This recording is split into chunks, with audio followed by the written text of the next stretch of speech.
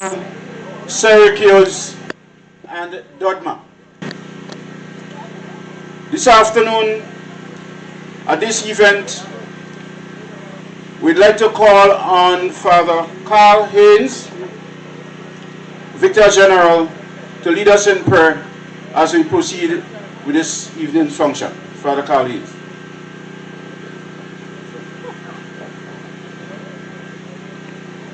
Good afternoon. Could we all stand?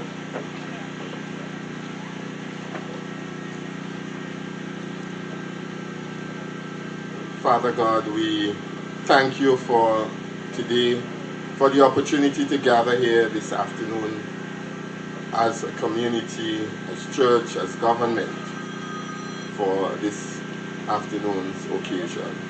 We pray, God, your blessings upon today's activity. We pray for the collaboration and the cooperation that exists between church and state.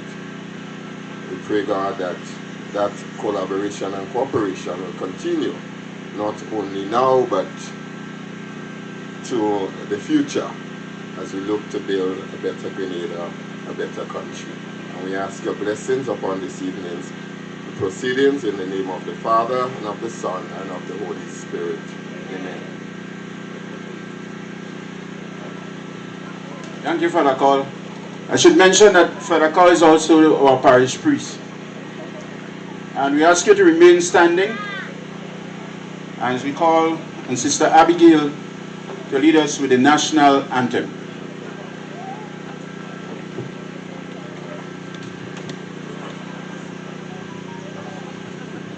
Let's place ourselves in a manner for the national anthem. We're going to do it a cappella style. Hail, Grenada, land of ours, we pledge ourselves to thee. Heads, hearts, and hands in unity to reach our destiny.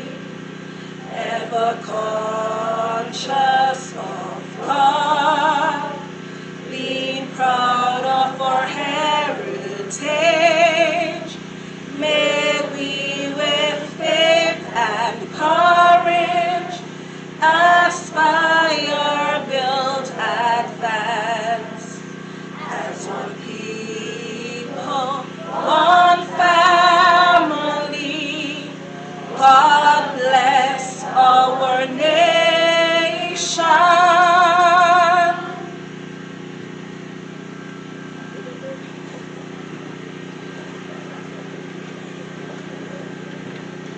Thank you, Sister Abigail. And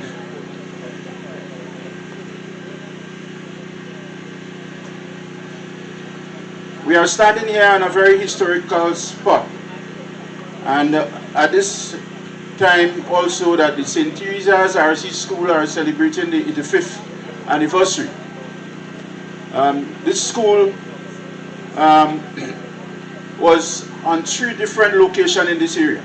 The 85 years of the St. Teresa's RC School, there are 3 different locations in this immediate area. The first one would have been where the church is now erected. The second one would have been here. And the third one is where the school is along the road right here. At this time, I would like to go into the protocol area of this evening's event. I would like to also, we don't know who's speaking here. My name is Godwin Chappell Thomas, and I'm a son of the soil of Vincennes. Honorable Dickon Mitchell, Prime Minister of Grenada, and Member of Parliament for St. David's. Senator the Honorable Adrian Thomas, Minister of State with responsibility for agriculture, lands, fisheries and cooperative. His Excellency Wen Hong Chai, I hope I pronounced this properly, Ambassador of the People's Republic of China to Grenada. CAPSEC Scavel Let, Permanent Secretary, McQuilkin, and other senior government officials, Reverend Father Carl Haynes, Vicar General. Mr. Peters is not here. I haven't seen Mr. Peters. Mr. Benedict Peters, Chairman of the NDC St. David's branch. Special invited guests, esteemed residents, ladies and gentlemen all. Welcome to this evening's event. At this time, I would like to call on Mrs. Cecilia Thomas to give the welcome remarks. Mrs. Thomas.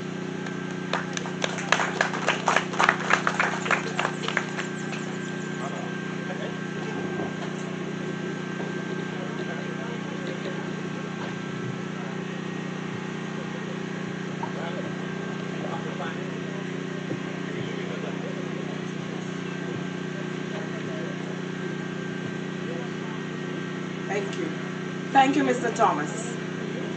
I wish to stand on the protocol already established. Good evening and warm welcome to the remarkable community event today. We have the distinct honor and privilege of gathering here as a united committee in the presence of our esteemed Prime Minister, Minister of Government, Ambassador, and other distinguished representatives. It is a momentous occasion as we assemble to not only hear our leaders' inspiring words, but also engage in meaningful discussions that shape our shared future. This event signifies the strength of this community, where diverse voices come together with a common purpose to forge a path towards progress and prosperity. We are fortunate to live in a nation that cherishes the value of democracy, freedom, and the power of collective action. It is through these values that we foster a sense of unity, inclusivity, and shared responsibility. This evening, we stand on the threshold of an incredible opportunity to interact directly with our Prime Minister, to express concerns, share aspirations, and engage in constructive dialogues. It is a testament to the unwavering commitment of this government to listen, understand, and collaborate with its citizens. We are confident that this evening will be a catalyst for positive change and an embodiment of principles upon which our great nation was built. By actively participating in discussions, we strengthen the bond between our community and its leadership, ensuring that our voices are heard and our perspectives are considered in the decision-making processes that shape our collective destiny.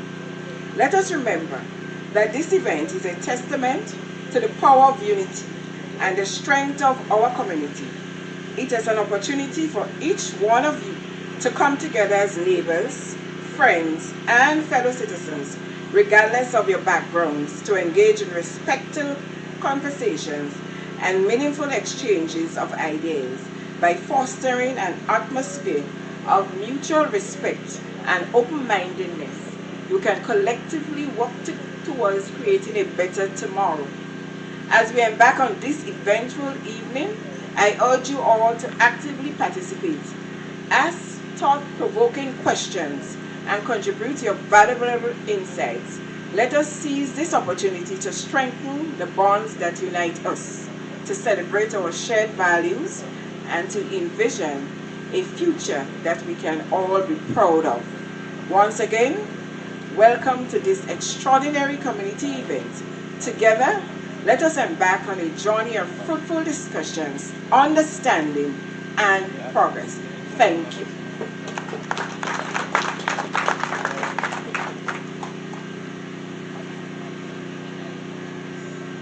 Thank you, Mrs. Thomas.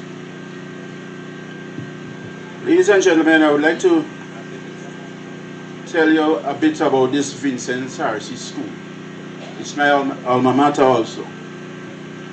Now, in those days when I was going to school here, you know, when you pass a school leaving exam, it's as if you went up to Form 5 in the secondary school.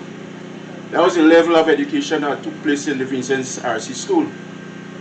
And as such, there are many persons who came to school here, got a school leaving certificate, and were able to excel.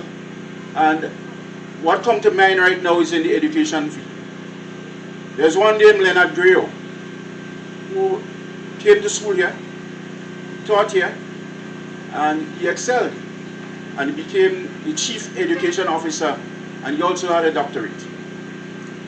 I could also call the name of Julian O'Gilvy, who also became the chief education officer also, and had a master's degree in education. And I can go on and on and on about persons who have excelled here who did not even went to a secondary school. On our platform here today, we also have Mr. Adrian Thomas, who is a product of this school. Also to our CAPSEC, is a product of the St. Teresa's RC School. I can go on and on this evening. Mr. Michael Dennis Lett, former parliamentarian and representative for the parish of St. David's, is a product of the St. Teresa's RC School. St. Teresa's RC School, as I told you earlier on, is celebrating the 85th anniversary. And there will be an activity which we would like to invite everyone here, and that you can spread the word and help them to make it a success. Tomorrow, notice it's kind of short, but tomorrow they have their final activity, which is a karaoke and games evening at the school from 7 p.m. tomorrow. So notice kind of short, but we'd like you to support the school. It's the 5th anniversary. At this time, we'd like to call on the school, students of the school, who will do some performance. We have some culture here tonight. And all that we are doing here is all about the creative arts and the new economy.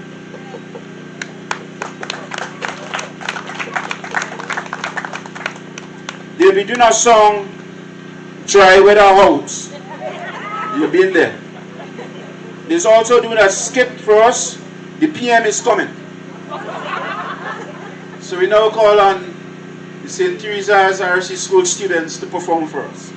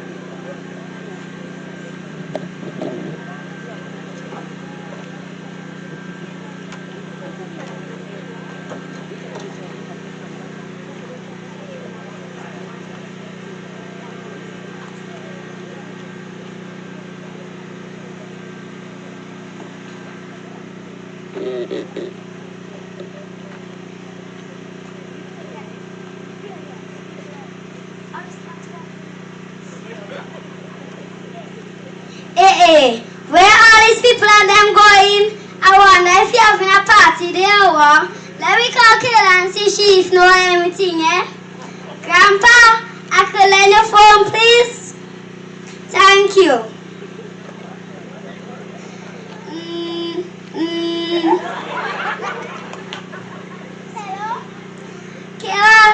just see a whole set of people and then they're walking down the road. You're having a party down there, what?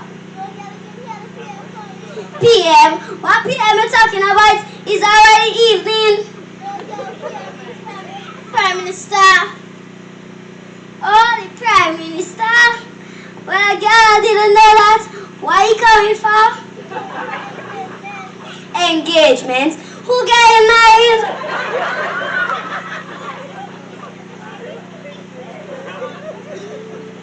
Nobody don't get married. Engagement mean where the Prime Minister talking to the people and the people talking to the Prime Minister. And he talking to those who need. Oh, so you think he gonna give us a new house? Yes, girl! Well, I better go and get dressed and go up in the old school now. You're ready to up here, make it! Okay, later. Grandpa, you know the Prime Minister coming? The Prime Minister giving things to those who need.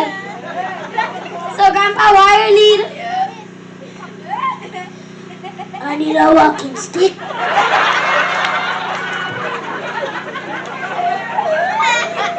A wheelchair, and I need my horse fixed. Yeah, it's falling down. Are you serious?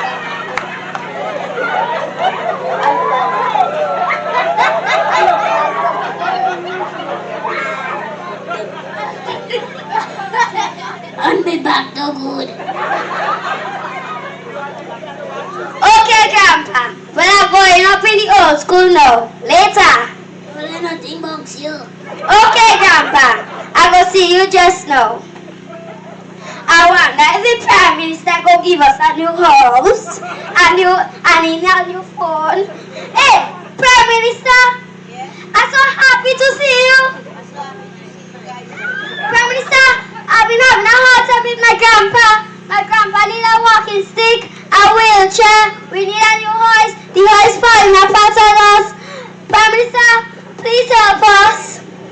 Go and sign your name to the lady over there and tell the lady what do you need and tell your grandpa I'm going to come visit you guys and have a good day. Thank you, Prime Minister. Thank you. I need a wheelchair, a walking stick, and a new house. Yeah, later. Grandpa, the Prime Minister says how we go come and check you and you get in your new house. The Prime Minister change our lives forever.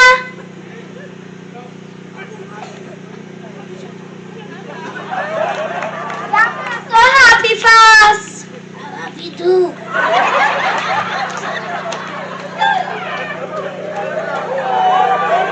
Grandpa, I go in and check a friend, eh? Yeah. Don't let nothing bugs here. I'm going to share the exciting news. Later, Grandpa. Later.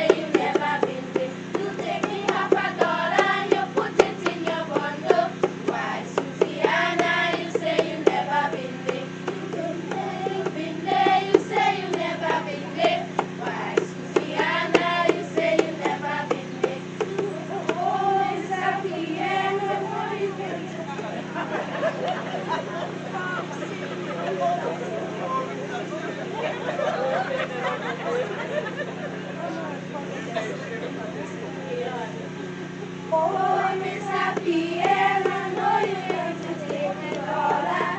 But Mr. PM, we know you come to handle. So, Mr. PM, we hope you have a great stay. Oh, Mr. PM, you say you never been there. You've been there, you've been there. You say you never been there. Why, Susiana, you say you never been there. You've been there, you've been there. You say you never been there. Why, Susiana, you say you never been there. Oh, Mr. PM, we know you never been there. Oh, Mr. PM, we know you come to handle. So, Mr. PM, we hope you have a great stay. Oh, Mr. PM, you say you never been there. You've been there, you've been there. You say you never been there. Oh, Susiana, you say you never been there. You've been there, you've been there. You say you never been there. Oh, Susiana, you say you never been there. You've been there, you've been there.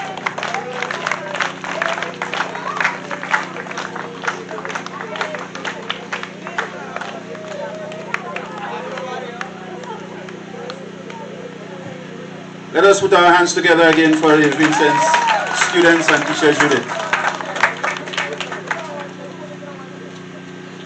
Brothers and sisters, historically, community centers has been used as a place to go and have party. Senator Thomas will tell you that the amount of times that we had at the community center in Windsor Forest. However, this community center at Vincennes will be used differently. It's not just be a party place, or it be a place to educate our people. A while ago I talked about the new economy. It will be a place where people will come and learn things, people will teach people things, and we're able to develop the new economy right here at this new community center that will be built. So I want us to have that foremost in our mind. It's education purposes, whether it's culinary arts, whether it's computer science, whatever it's going to be, but that all these things would happen right here at the Vincennes Community Center. At this time, we'd like to thank the Catholic Church for the cooperation, for the Carl talked about the cooperation with state and church, and that's why we could have such an event this afternoon. This evening, brothers and sisters, the main focus would be on you, and that's a principle of the National Democratic Congress, people's participation. You would have realized that in the campaign, that you still have one speaker, one main speaker, and then the rest of the conversations came from the people. And that will happen this afternoon as well. At this time, we have the man of the hour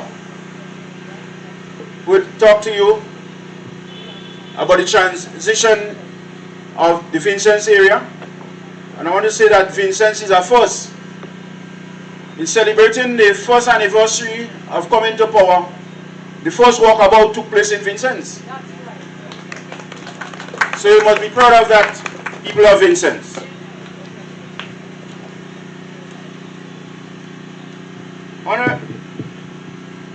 Honorable Deacon Mitchell is Grenada's 9th Prime Minister. His story is one of success, forged from hard work, determination, and a deep desire for betterment. Deacon Mitchell began his service to Grenada as a teacher at his alma mater, the Presentations Brothers College. The pursuit of his law degree will take him to the University of the West Indies in Barbados and Hugh Wooden Law School in Trinidad, gaining a regional experience that will fuel his passion for Caribbean and regional integration. His commitment to serve Grenada brought him straight home after studies, where he distinguished himself as a formidable lawyer at Grant, Joseph and Company, and later Mitchell and Company. Deacon Mitchell collective experience as a teacher, a mentor, lawyer, and youth advocate shaped his commitment to Grenada and motivated his decision to enter the political arena. In June 2022, only 8 months into his political career, he led his party to victory. As Prime Minister, the Honorable Deacon Mitchell is working with his cabinet of ministers to move Grenada forward, building the foundation for the equitable society that takes pride in the culture, heritage, and identity. And let me tell you something, brothers and sisters. Many of you would have known that I was a frontline politician at one time, but I had retired. And after the convention in 2021, and I heard an interview with Deacon Mitchell, I listened to him carefully. There wasn't even a fumble in that interview. And I said to myself, I'll pick up my guns again. And I'll help and support Deacon Mitchell in his pursuit to be the Prime Minister of Grenada. And that's what I did. At this time, brothers and sisters, I would like to bring to the podium no less a person than our Honorable Prime Minister, the Honorable Deacon Mitchell, to speak to you.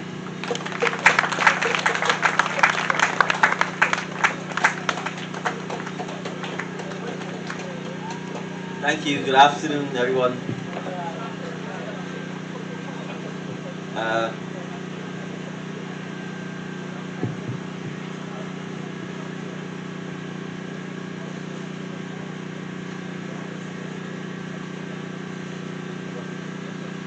All right, permit me one moment. I can ask Senator the Honorable Adrian Thomas to address you briefly still.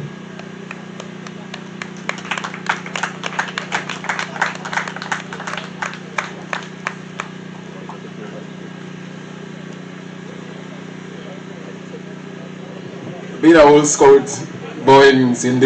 Teresa's Arts School, the motto has always been be prepared. So I am prepared whenever the Prime Minister calls upon me. Well, as Mr. Godwin Thomas indicated, this has been my alma mater, and I stand on the wall this evening looking down at the ABC classes. Stage 1, Stage 2, Stage 3, and that's right on this wall there. The foundation is still there. And then later on you came up here to Standard 1 and Standard 2, Standard 3 and Standard 4 and so. And I was showing for the car right at the bottom there what we call Egypt. That's where I grew bananas and yams, and I picked bui, and we had poiru and listen, those 2 mango trees that sit on top there, them Julie mango trees, all who came to Vincennes School sucked mango from them. From 1985, I guess, up to for the 85 years, I believe everybody sucked mangoes. So Vincennes School has been an ideal spot for many of us, and quite a few people passed here. It's only unfortunate that the Prime Minister didn't pass here during his youth, but it's better late than never. So I welcome you back to the microphone.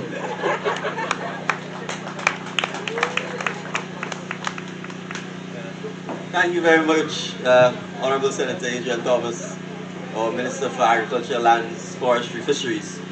Permit me to adopt the protocol, but let me single out Father, because without his blessings we would not be here this evening. And His Excellency, Ambassador for the People's Republic of China to Grenada, because also without his generosity and the generosity of the people of China, we would not be here this evening.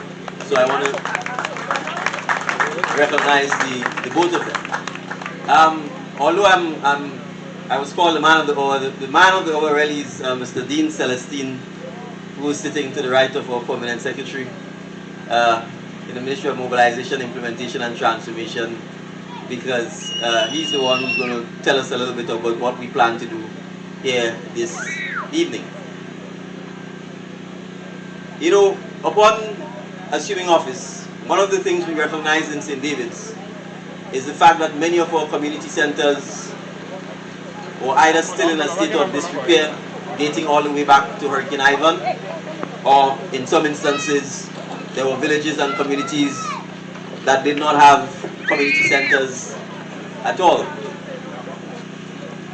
And so one of the things we pledged to do was to ensure as much as possible that we can revitalize, refurbish, renovate, and in some cases start afresh to make sure that our communities have community centers. Because with the community centers, we have a meeting place, a place to discuss, a place to debate, a place to educate, a place to train, a place to socialize. And so this event here this evening is really about that. We started first with Belial, and it was a similar partnership. We had a building that was in a state of disrepair. That building is owned by the Catholic Church. The Catholic Church graciously agreed to allow us to renovate the building. The funds for renovating the building again came from His Excellency and the people of the Republic of China. They agreed to fund the renovation costs. We had a similar meeting in the Belial Community Center. We were able to get the community involved, and I'm pleased to report that by the end of this month, in fact, we plan on Saturday and Sunday to start the painting of the Belial Community Center. And so we expect that by the end of the month, we will be handing the community center over to the community. And this is important because Belial has a community group. It will be their responsibility to look after, manage the community center.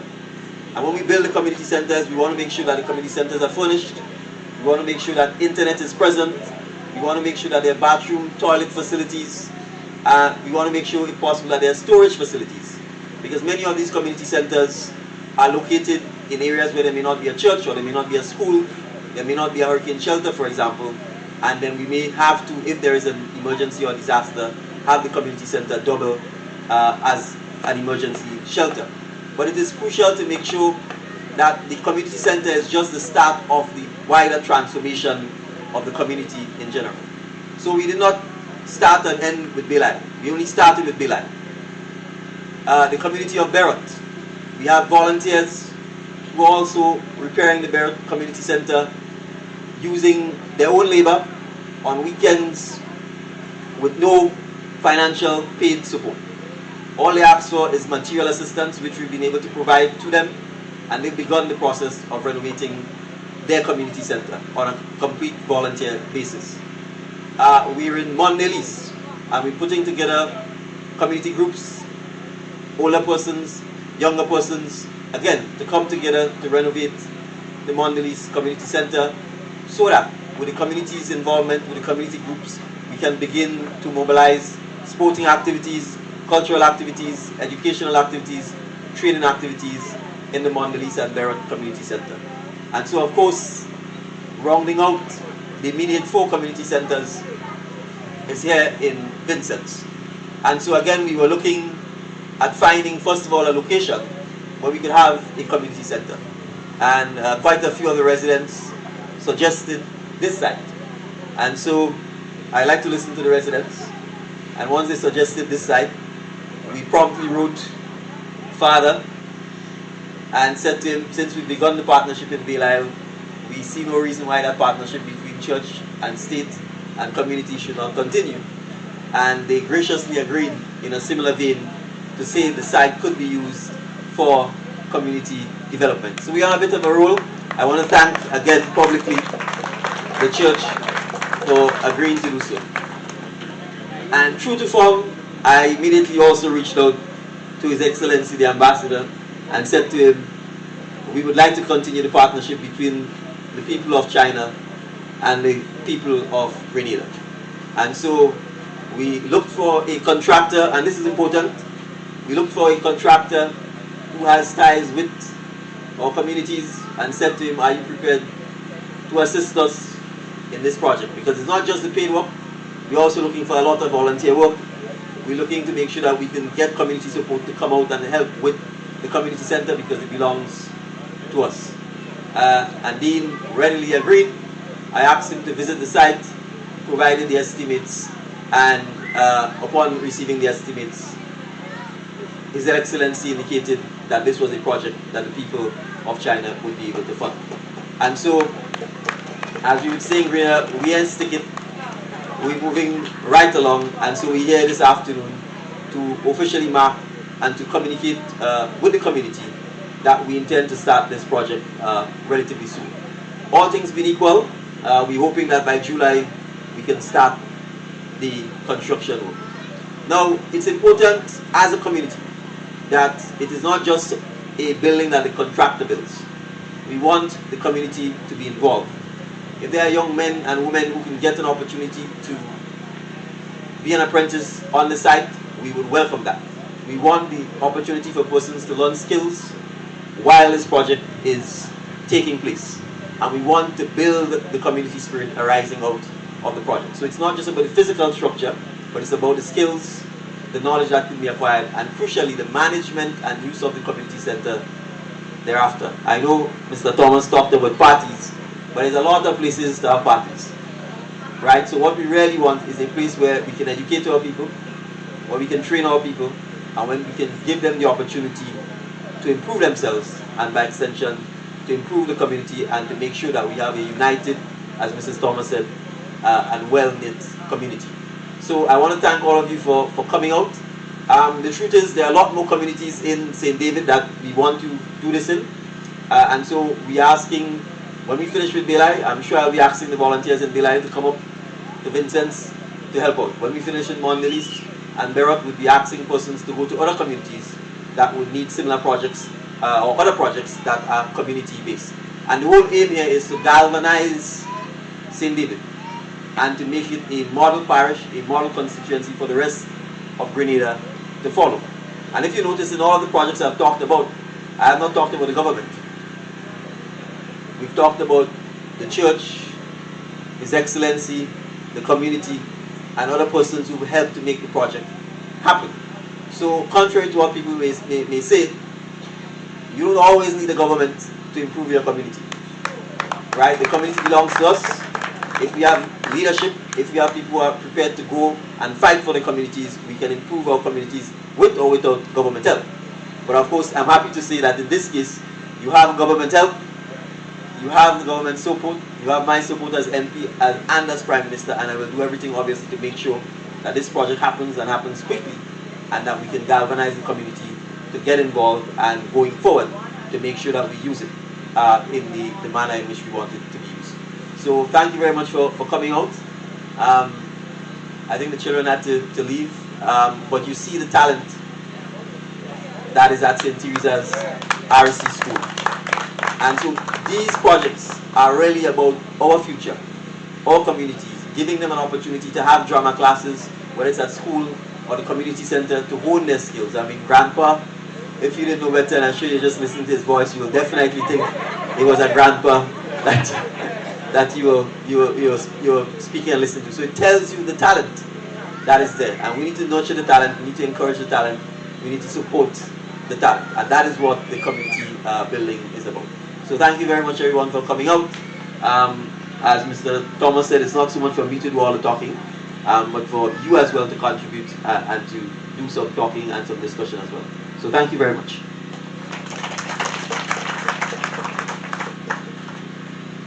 Thank you, Prime Minister. Chair, Prime Minister of Grenada, and Member of Parliament for the constituents of St. David, Senator the Honorable Adrian Thomas, Minister of State for Agriculture, Cabinet Secretary Ms.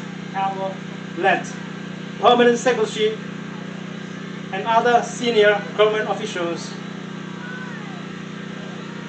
friends, brothers and sisters, ladies and gentlemen, good evening to you all. It is my great honor to be invited by Honorable Prime Minister Chair and his people to join you in this walkabout event this afternoon and a meeting this evening. Indeed, it's a very good opportunity and experience for me to join you, to visit the constituency, the community, the villages, the families, to talk to them, to engage them, and to know their situation, their needs, their challenges, and to share views with them, and to have opinion and guidance from the local people. Honorable Prime Minister, I highly appreciate your working style, the down-to-earth manner that you are dealing with your constituents, your people, of course, and your colleagues, and your government, and your party, NDC. This is a very good working style and manner then to communicate with the people, to know their need, their problem. And try your best to solve the problem and make them more happier. In China, we also have this working manner and doctrine under the leadership of the Communist Party of China, which has been the ruling party in China since October 1st, 1949. We are also pursuing this manner of working style. In China, we say, everything belongs to the people. Everything is from the people, by the people, and eventually for the people and to the people. In this regard, I think the two parties and two countries and two governments also share the similar philosophy. It's called people-centered development philosophy. It means that everything the party is doing, every work the government is doing, everything the leaders are doing is for their people. So, as I have reiterated many times in the past, that Chinese government and its people remain committed to be good friends and partners with Grenada.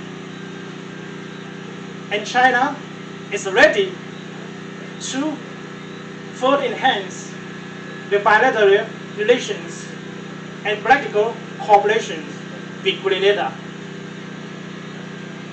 Calico and Petit Mani. And China is ready to continue its support and to provide assistance to Grenada within its capability. Besides the assistance support from the government level, my mission, the Embassy of the People's Republic of China in Grenada is also implementing small-scale community-based projects.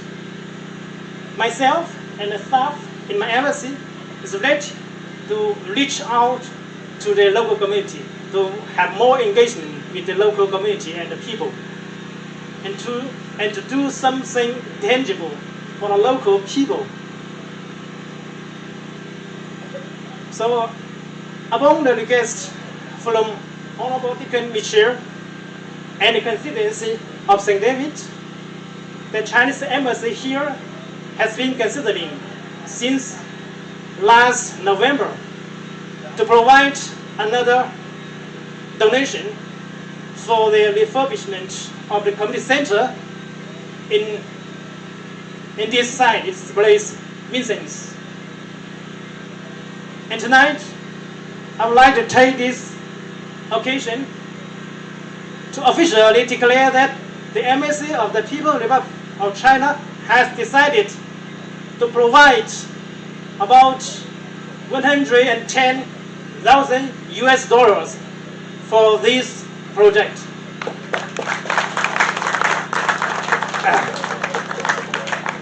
I ensure yet by the end of this month, we can sign the tripartite agreement with the local contractor, and also the community is a tripartite contract agreement. And we will follow the process of the implementation of the project, and we monitor the process. And we will work together closely with the constituency, with the community, to make sure that project will go smoothly. And I assure you that this is not the beginning.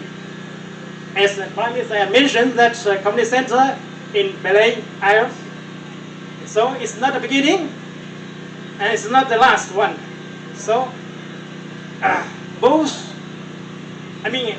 the Chinese side, we continue to provide support at both government level and community level. So we continue to implement these community-based projects. And I'm sure that with the joint efforts of the Grenada government, the party, and the people, and also the international communities, international partners, including China, together we will move Grenada forward together. Yes, to a new stage of new development for the well-being of the Grenada, Calico and Pitmanix people. I assure you this, and then we have the determination to realize this goals. I thank you, Prime Minister. I thank you, ladies and gentlemen and friends. Thank you very much.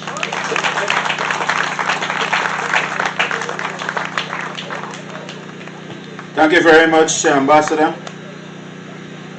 People of Vincennes, 120,000 US dollars for our community center is a magnificent amount, and you should put your hands together for the Republic of China.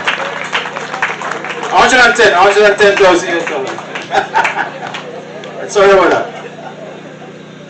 And as we move along, brothers and sisters, at this time, we have a presentation by the contractor, a brief overview of what the project will entail.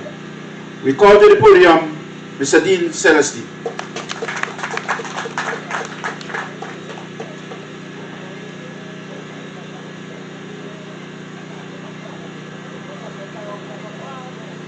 Good afternoon, Honorable Mr. Prime Minister, Mr. Thomas, Mr. I can't pronounce your name, but Mr. Ambassador, Mr. Wayne, Mr. Wayne, Mr. Permanent Secretary, Father, ladies and gentlemen, one and all, as you heard, my name is Dean. I'll be the contractor for this project. I'm also a past member of the St. Teresa's High School. And being here brought a lot of memories back to me. And I was happy to see some of my teachers who taught me here.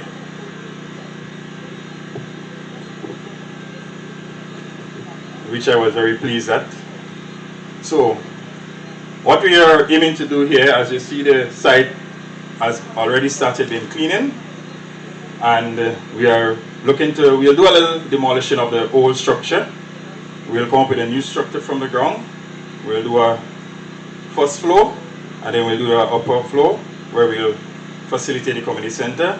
Later on, if we get a little funding, we may do downstairs where we can have, classes and so forth.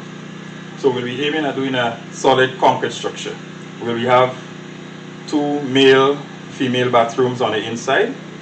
We'll have a facility for, in case you're having a little indoor event and you want to do a little cooking, we'll have a kitchen facility.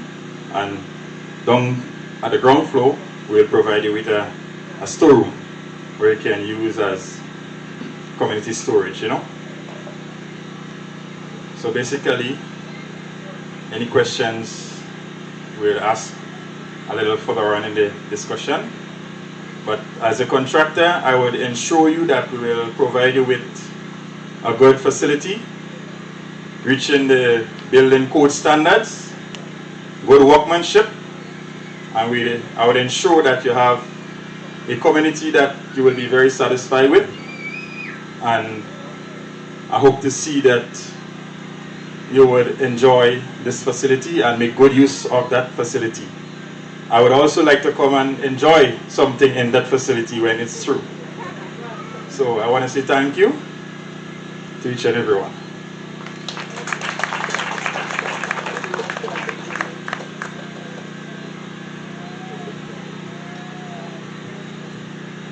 Thank you, Brother Celestine.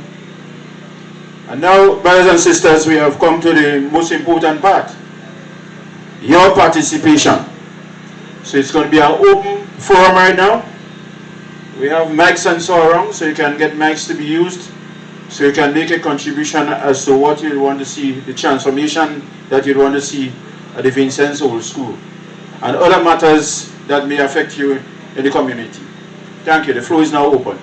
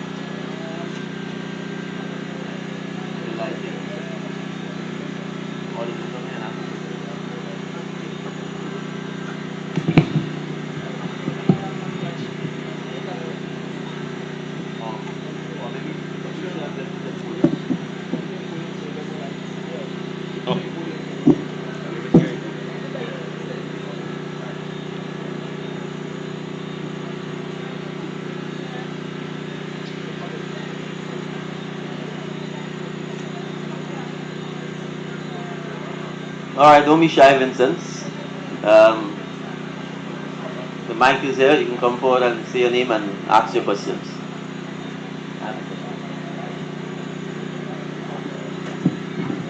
Good night, good night. Good night. My name is Nigel. Hi, Nigel. Mr. Prime Minister, Delegate, good night. First, I want to complain to government on a wonderful job when it comes to governance.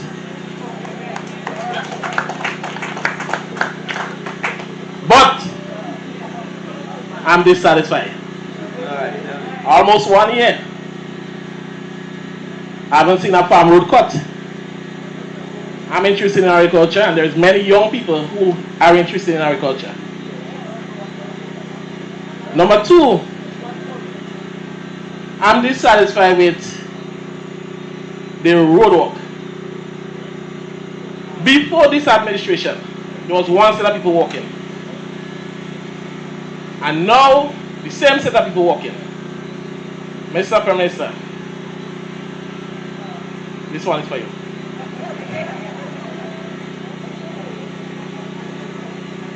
I heard the call many times that your foot soldiers. When I heard your name came up, first was Derek Sylvester. Then I heard your name come up.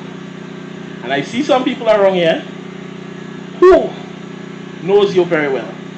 I'm included. And when your name came up, I went home and told my girlfriend that I'm going to start a campaign. And I started a campaign.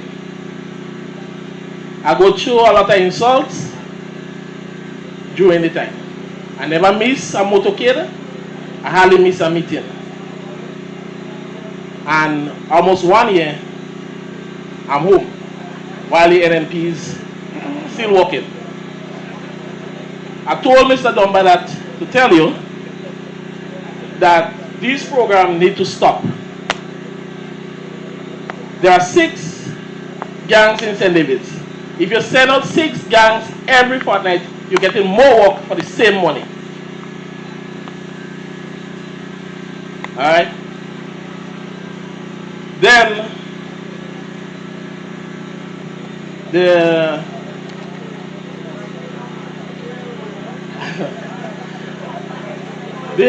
agriculture sector. I'm really interested in agriculture. People around here know me as the pig man. Alright? And I need to get back doing my pigs.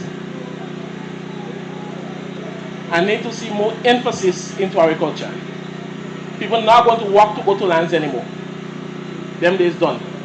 We need roads and we need allocation available for us. Lastly, I had a loan from the Grenada Development Bank, which I paid them off. And then went back to the Grenada Development Bank, I had to do everything over again, which I think that is unfair. I see that if you have a loan from the bank and you have a good standing, you should be able to go back to the bank without doing everything over again. So I don't know. So I would like a little clarification, please. All right, thank you. We'll endeavor to respond to each point raised. Yeah. Thank you very much for the questions and the comments. In regards to agriculture, I don't think that for the last 10 years, agriculture has been given the kind of attention that it needs. For the last 10 months, we have given it more attention than it got for the last 10 years. I understand your complaint in regards to the roads, but we are in the process. We have identified many of the roads already. The Ministry of Works have already made some assessment of them, and we will be starting some of them where we can, because the rain is here soon, more than later. Secondly, on the question of the pig production, we have a project coming up where we will be trying to improve the breeds of the various animals, pigs, small ruminants, cattle, you name it. And we will be coming. Keep your eyes and your ears open. In the next month or so, we will be offering some assistance in regards to livestock production. It is something that we want to pay particular attention to, because we have realized that Grenadians at this point in time are a bit addicted to meat, and nobody is cooking without serious meat in the plate. Nobody is cooking breadfruit without some pigtail and pig snout and so on. I remember if you ask Zab in the donkey stable, he will tell you one cow head, they will put it on the fire and 4 fellas will sit down and eat that for the day. So the level of addiction for meat in Grenada is very high, and therefore we want to improve the livestock production. So we will be coming, and agriculture is the industry that we want to develop in order to move the economy.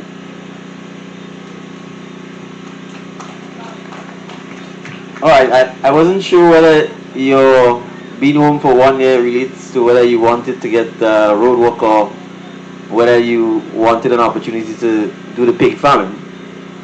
So I'm not clear. I believe you prefer the pig farming to the road work. So I think the Ministry of Agriculture is serious about the livestock production. So I certainly think, in light of what the Minister of Agriculture can indicate to you, I don't know whether you've gone into the ministry at all. There are indeed opportunities for us to significantly address food security, and food security includes livestock production. We announced in the budget that we do have a $10 million US dollar program from the World Bank that is geared to enhance Grenada's food security, particularly food production, and that includes livestock production, that includes pig production, goat, cattle, sheep, anything that can grow, small ruminants. I believe, if I'm not mistaken, Minister of Agriculture, that the approval for the funding has been obtained. And so I think we can expect in the next 6 months that the Ministry of Agriculture will be ramping up those activities that it can do to help support farmers who are interested in getting into livestock production and other areas of agriculture in general. So we agree completely that we have to double down on the focus on agriculture and the focus on food production. I just want to make a comment, because I know people say that all the time.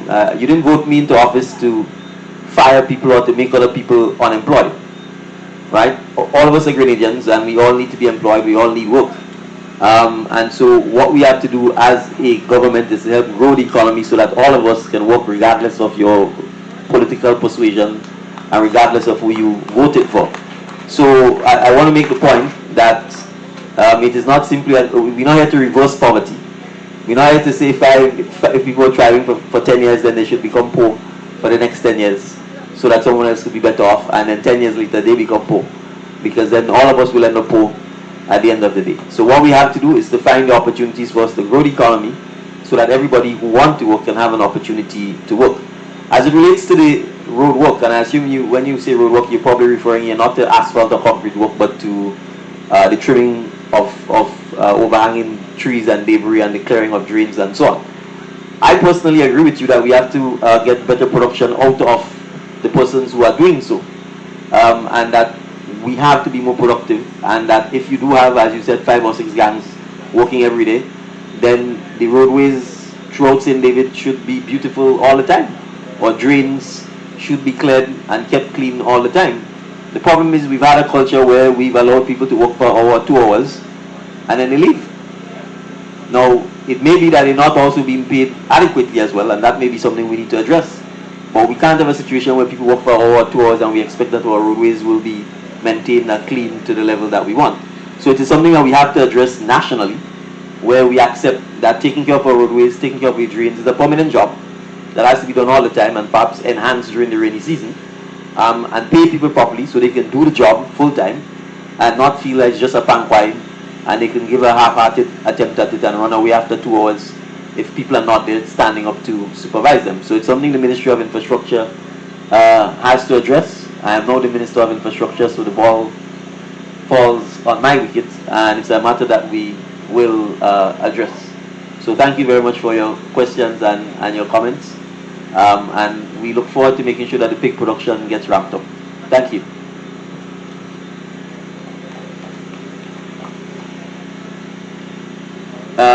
Mr. Celestine, I have a question for you. Anybody else who have a question? It might be easier if we line up closer. What's the expected duration of the construction for the project, all things being equal? Hello? Yes.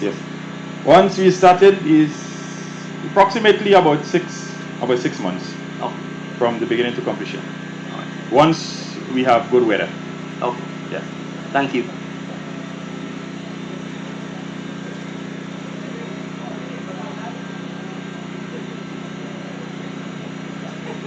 Good night to everybody. Good night to Mr. Prime Minister. Good night, sir. And all of the head panelists.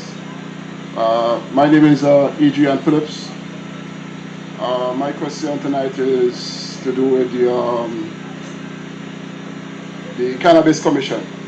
And how far has we got into a draft legislation, or what is the situation with the Cannabis Commission? Because I haven't been hearing from them. I know they've gone silent or they've gone dormant, but I think they need to be more proactive as to informing us regularly as to the processes that is being taken place. Because I'm a man that like to know timing and dating, and I like to be abreast. Also, for the Ministry of Agriculture, also we need to see more information spreading. Information in terms of farm activities and information of marketing activities. So the farmers could know when, what, how, why to plant, and the marketers, the vendors could know when, why, what, how to prepare to market. Simple.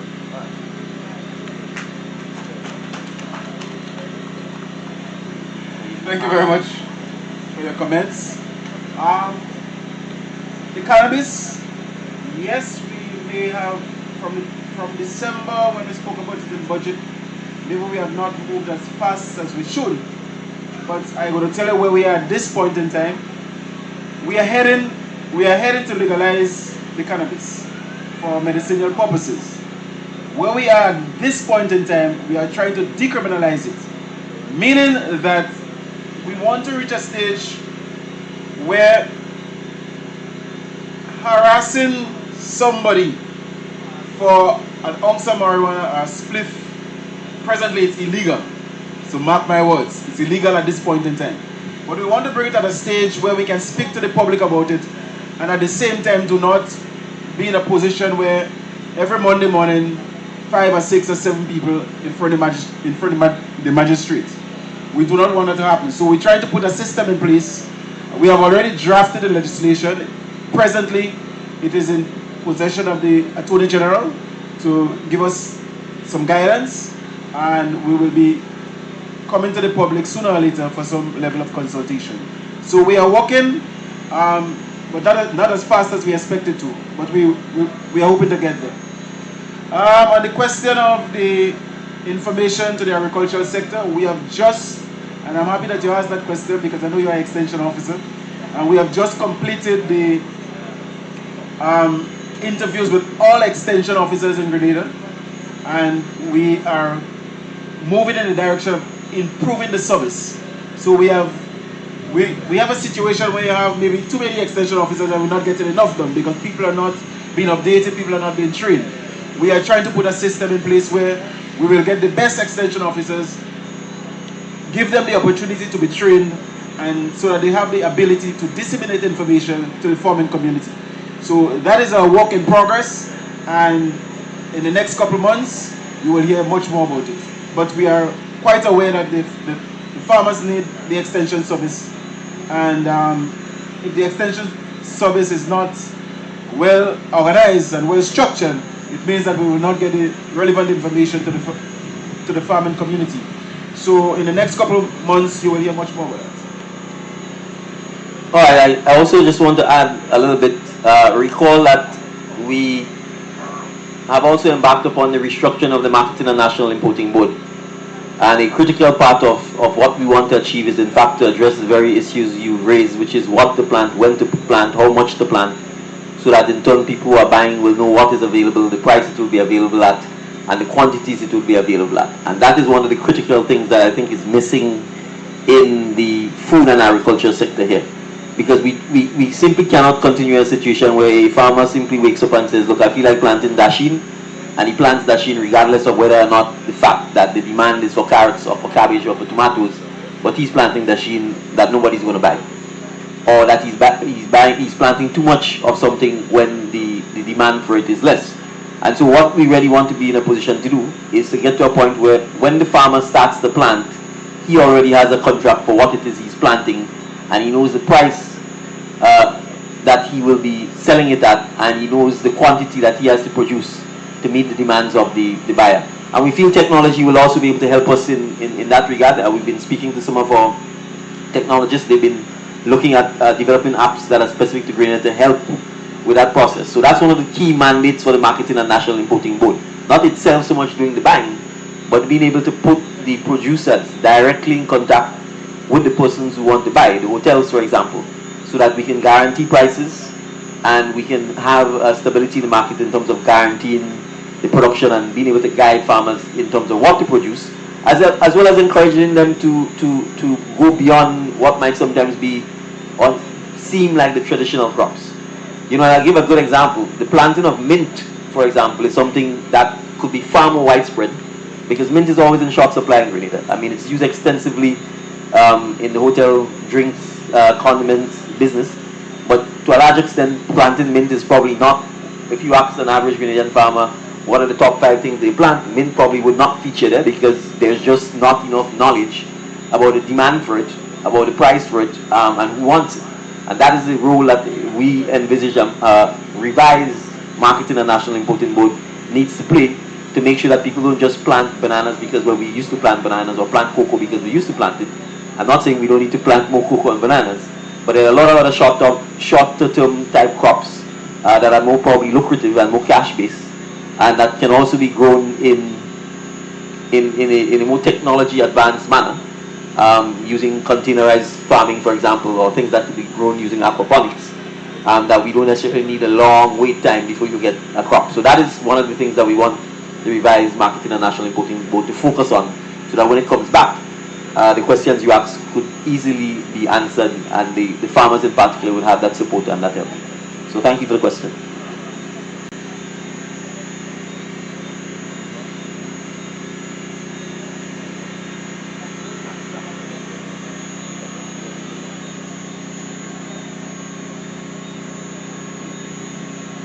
Good evening. Sherry George from the village St. Patrick's, Snell Hall, reside at Wester Hall. Many a times we have projects, and because you have a friend in Lassages, Wester Hall, St. Paul's, you give them a job. Can you assure the people of this area that they will be involved in this project?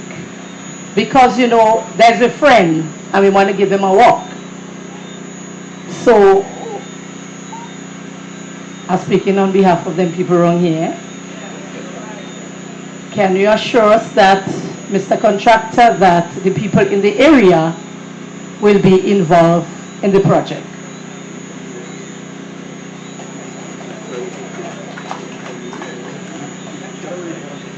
Yes. Wow. Me again. Yes. Once you are willing to work. A lot of times, a lot of guys, I have experienced, I know a lot of guys, they come, they ask for work, and they come 2 days, 3 days, they come, they make a little thing, they get paid, and you go see them. I'm a very serious guy when coming to my work. I'm very punctual. I work almost every day. Once you're willing to work, I don't have a problem giving unemployment. I'm a very honest person when it comes to work and pay. I don't make joke with that. But give me an honest day work, I will give you an honest day pay. Thank you very much.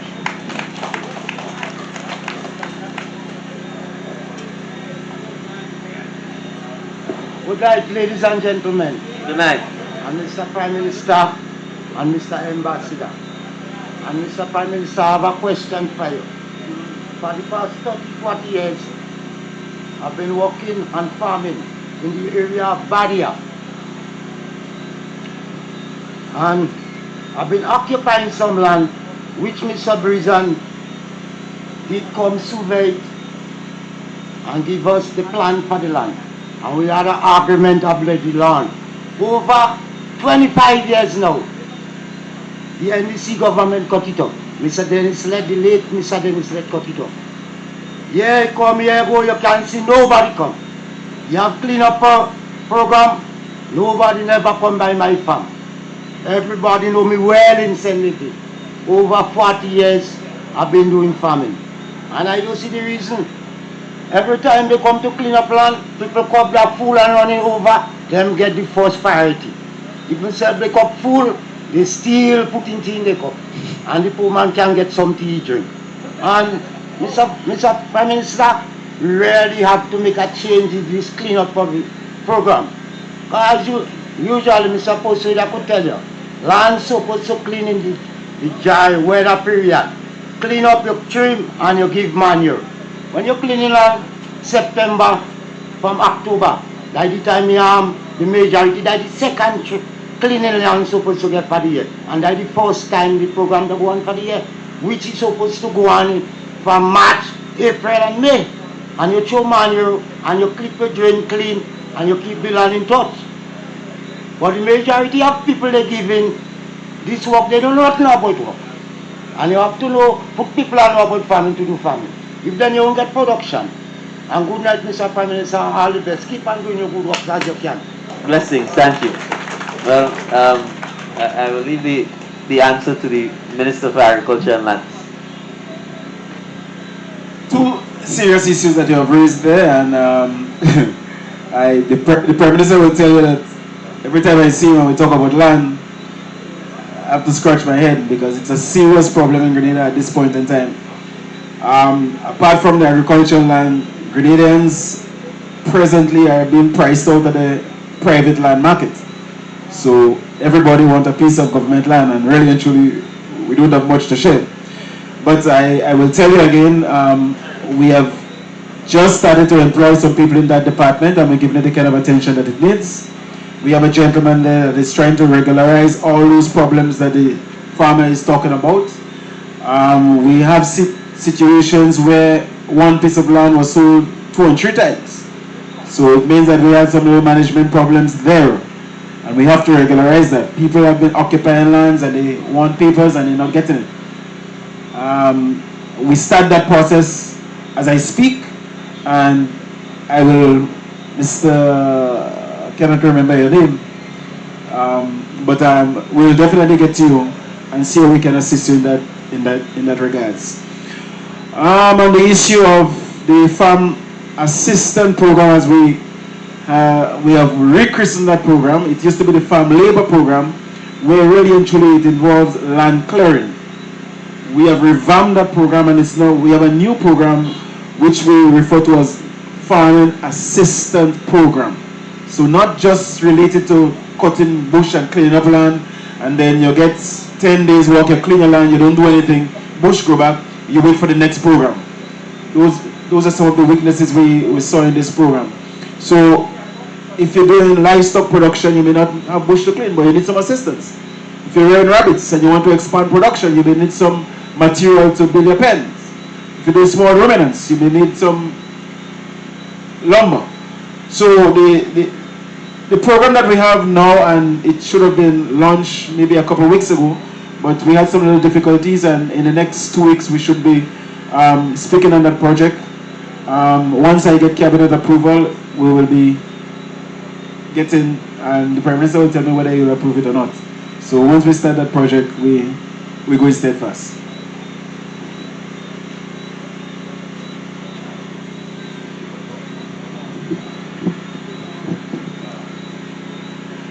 Honorable Deacon Mitchell, Father Carl,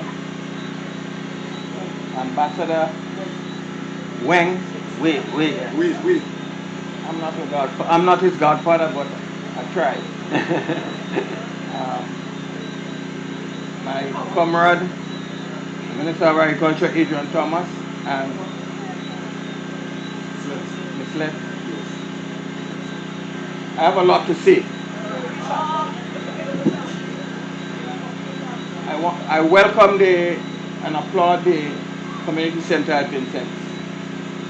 The ideas surrounding the community center, but at the same time I would like to take this opportunity to express my displeasure in the grant fund program.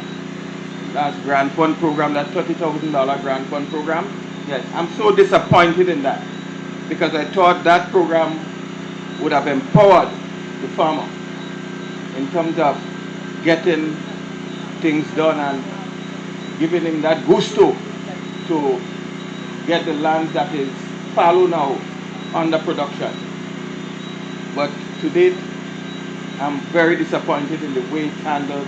I would need some explanation from the Prime Minister or maybe Mr. Thomas who could give us some clarity on that. Because I personally feel that that program should be continued and be ongoing, because as a government, grant fund is something that you could access time and again. So you need to look at,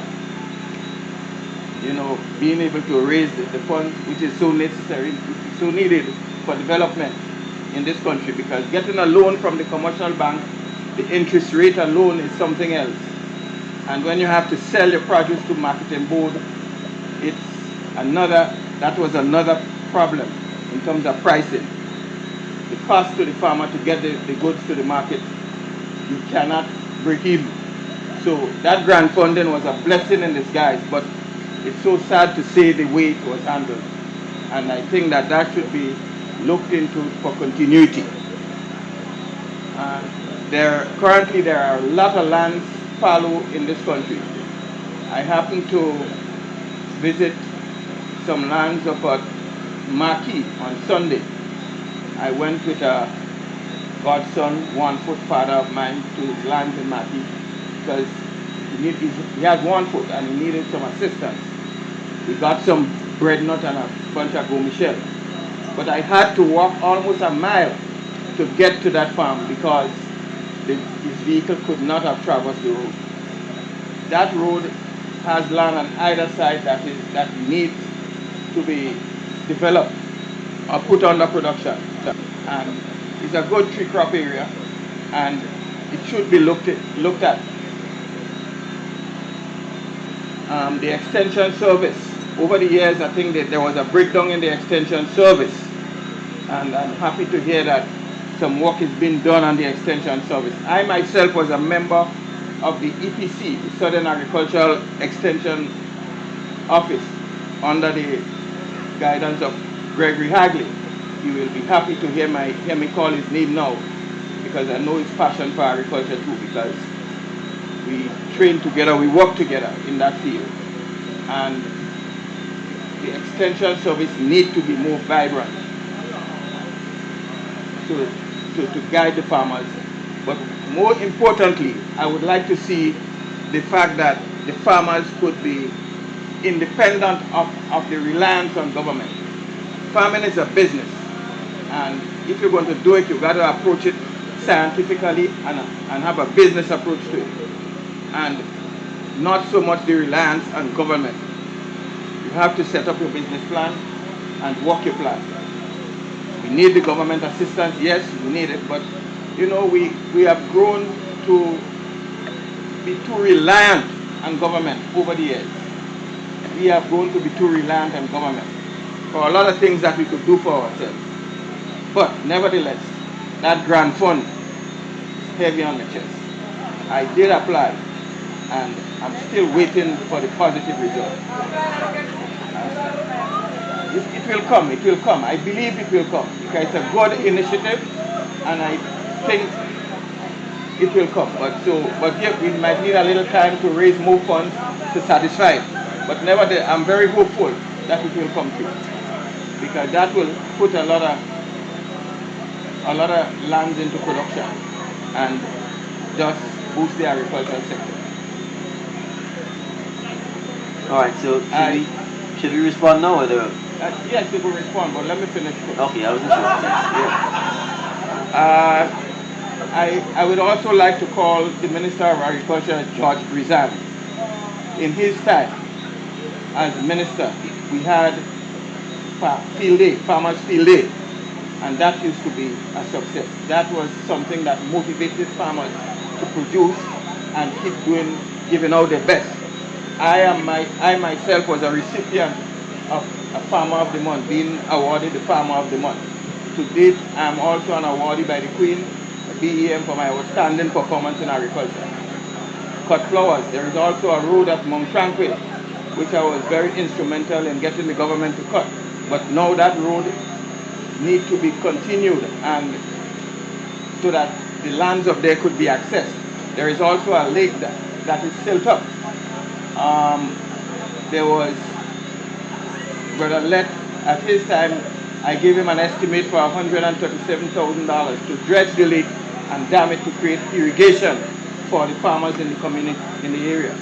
And that lake, I think, given the whole idea of climate change, I think this is something that we need to look into, the dredging of that lake and create a dam for irrigation purposes for the surrounding farmers.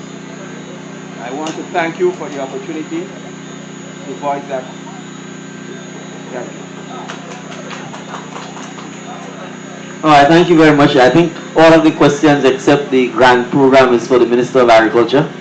So I will let him address that. But I just want to respond on the grant program. So it's important for us to have accurate information so that we understand what is happening. First, it was a grant program because the government was giving the money and you didn't have to pay it back. So it's a grant to whoever got it. It was never a grant to the government. The government borrowed this money. So I want to make that clear. So if any citizen has any misconception, the government did not get a grant fund. The government borrowed the money from the Caribbean Development Bank. So it has to pay back this money. We, the taxpayers, have to pay back this money. Right? So the government borrowed the money.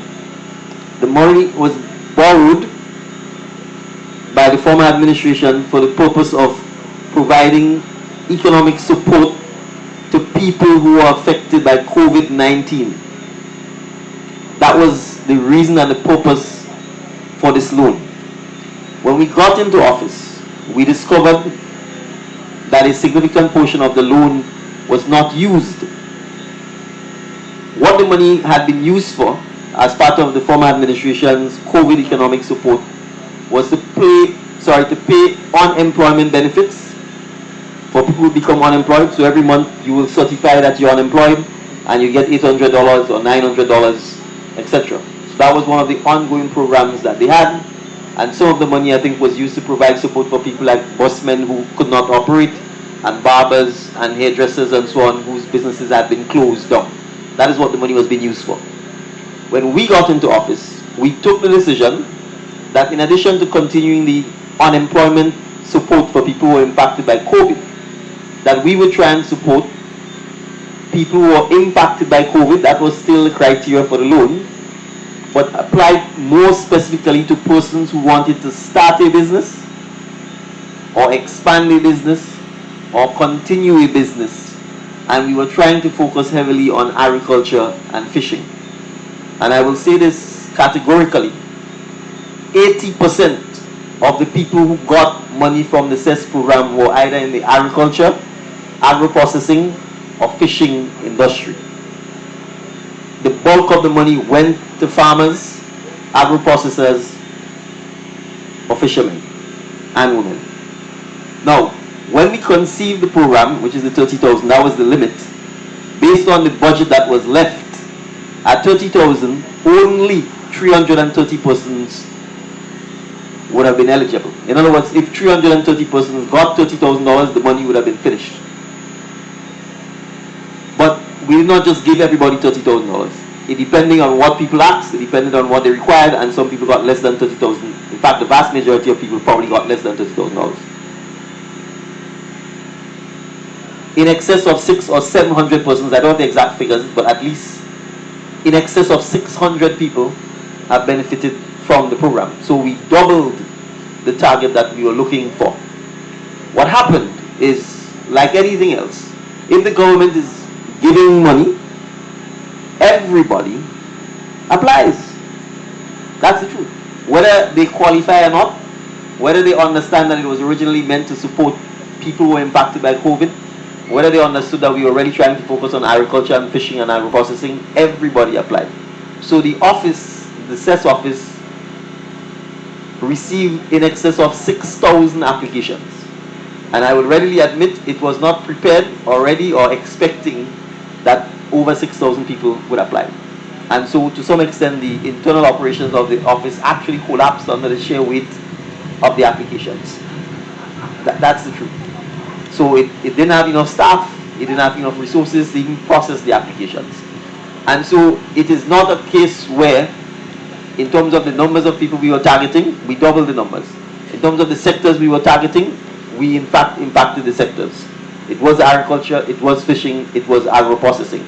But I do understand that once someone gets $10,000, $5,000, $15,000 from the government and they don't have to pay it back, which is where the grant is, that everybody will want.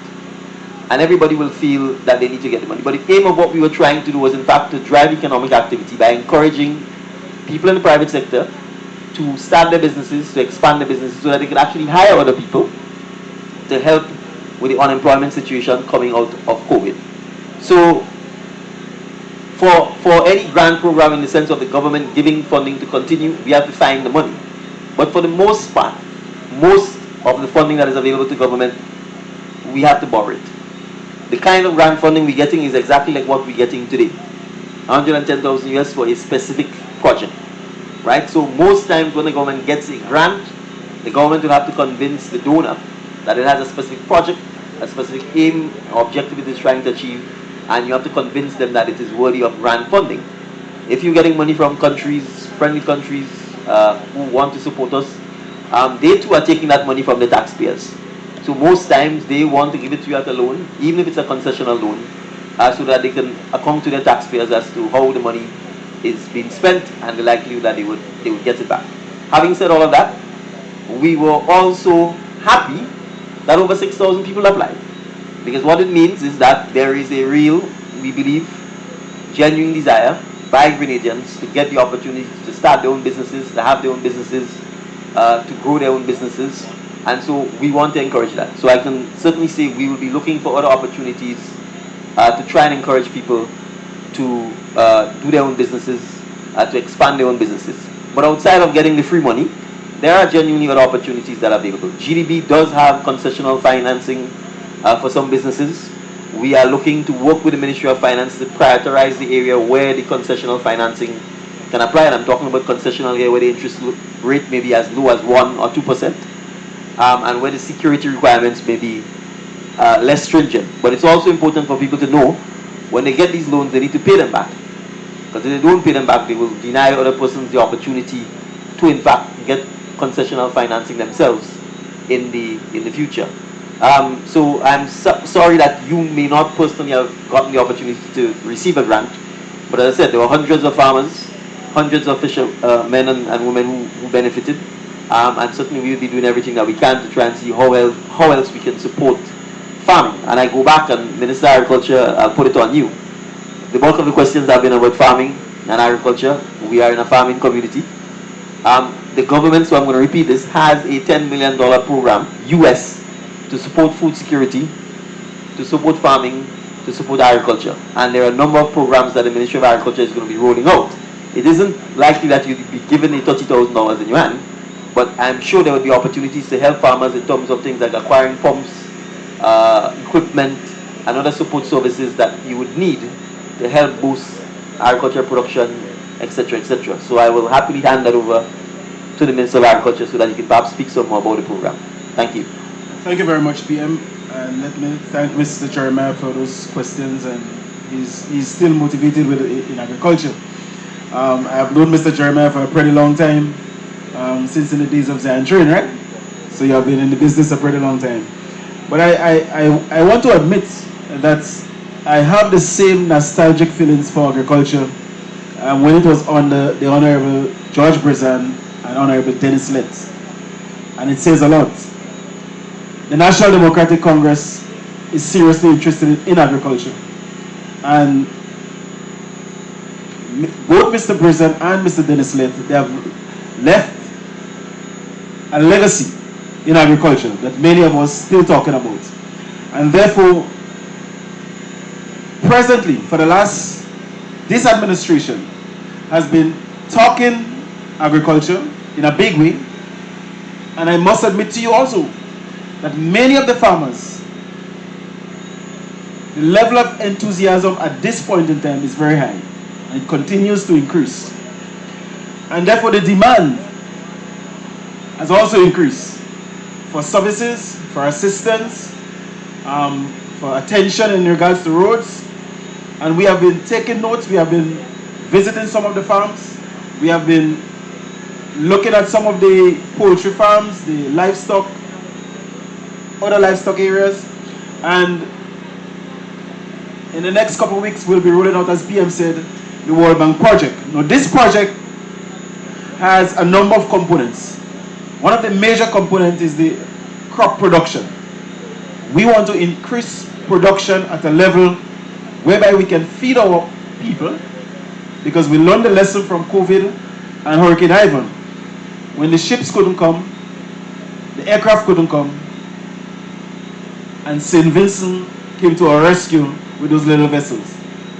We do not want to find ourselves in positions like that again. So we want to increase crop production, not only to feed ourselves, but also to produce enough to export. And we know for a fact in Grenada, if 10 farmers, let's say they're producing tomatoes, if 10 farmers put down serious tomato production, there's a glut at the market.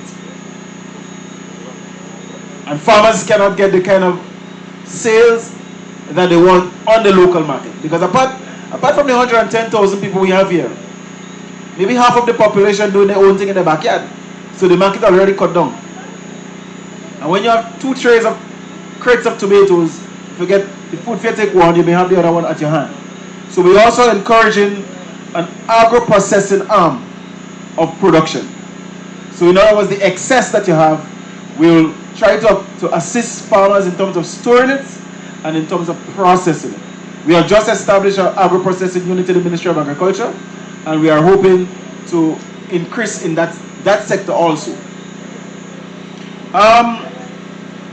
We'll be targeting root crops in particular, bananas, plantain, obviously vegetables. We'll be paying particular attention to cocoa and nutmeg also, because those are serious they bring a lot of foreign exchange. On the question of livestock, as I said before, we want to increase the livestock production because we are addicted to meat and we want a lot of meat in Grenada. We also in fishing, we want to improve production there, and the harvesting of tuna. The demand for yellowfin tuna in North America and Europe is extremely high. Grenada is getting premium price, but we are not harvesting enough to meet the demands. So we want to help the fishermen with better equipment, better communication equipment, so they can go out for a longer period of time, better storage facilities, so that when they go out and the catch is good, you do not want to limit them to just 1 week, but you want them to stay 2 and 3 weeks and give you a good catch, so when they come back in, they can easily clock in $100,000. And fishermen can do that in Grenada. So we will be assisting the fishing sector in that area. There are other areas like the honeybee production we want to increase. We want farmers to start building up their hives. Sea moss production, people are no longer going and die for sea moss, but they are cultivating their own sea moss. And this is a new innovative way of harvesting the resources in what we call the blue economy at that particular time. So we really and truly have a lot in store for the 10 million US project, and we will be reaching out to as many farmers as possible. But one of the things that we want to ensure is farmers must have a plan. It's not because we have assistance programs out there, people are calling on the phone, I want 2 bags of fertilizer, and really and truly they throw it in the bush. You must subject yourself also to training, because if you want to, there is no way any of us jumping on a plane without a trained pilot. So if you want to get into farming, you must make sure that you have the necessary training and you know what you are doing, because at the same time we are borrowing that $10 million and we do not want it to go to waste. At the end of that project, Grenada must be on a sound footing. We must have a good foundation to take the agriculture forward.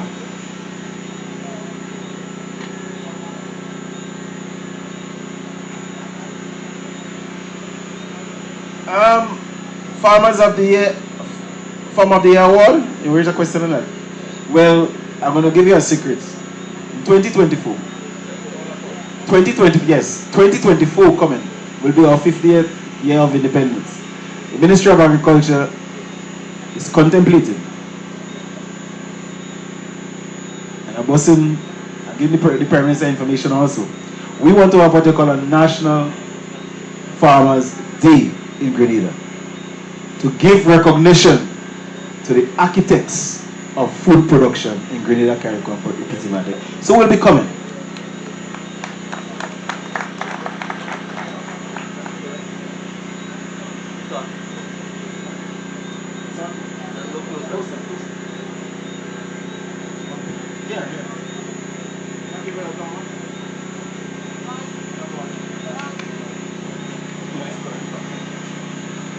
Thank you, Brother Thomas.